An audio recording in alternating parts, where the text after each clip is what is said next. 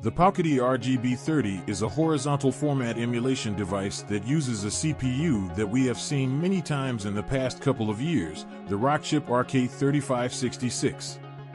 We've seen it in the Powkiddy RK2023 and the Anbernic RG353M, to name a few obvious adjacent handhelds.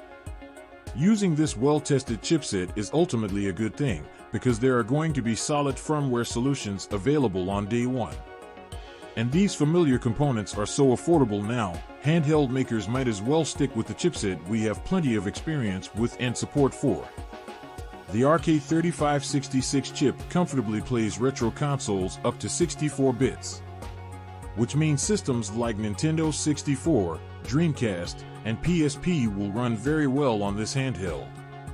It also plays Nintendo DS quite well, and the unique 720 by 720 display means you can play with the dual screens stacked vertically and it looks great. The RGB30 also easily handles 16-bit and 32-bit consoles like SNES, NES, Sega Genesis, and Arcade. But due to its very specialized screen format, those systems will not be the best use for this device. Or more specifically, you will see those consoles in a format you are not quite used to.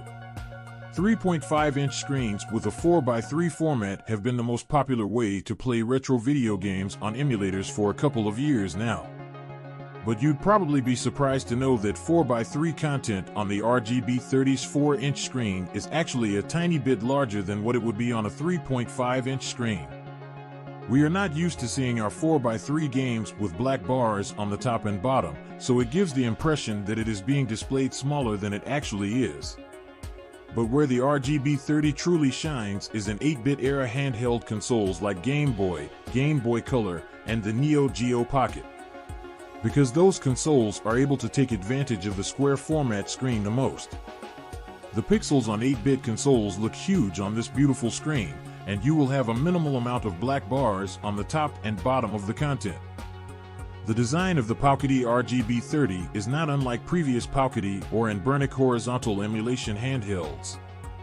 I would say that the RGB30 does suffer from some of the familiar Powkiddy shortcomings in build quality and components used. The plastic of the shell is thin, and the joysticks feel particularly budget.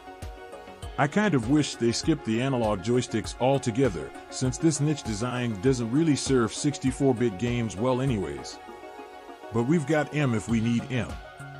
The pad, ABYX, and triggers all feel surprisingly good in comparison. And the start and select buttons are clicky and get the job done. The RGB30 comes in 3 different color options: white with black buttons, dark blue with black buttons, and an all-black model. So if anything I have said about the RGB30 sounds appealing to you, I strongly suggest you add this one to your personal collection. And any shortcomings I have mentioned are by far outweighed by the positives that this new device offers us. I believe that these kind of niche machines are the future of handhelds, and Powkiddy is one of the first to take a risk and try something unique. I expect to see more specialized devices come in the future thanks to Powkiddy's courage. And we should support this kind of innovation if this is something we want more of in the future. So that's it, folks. Thanks for watching and see you next time.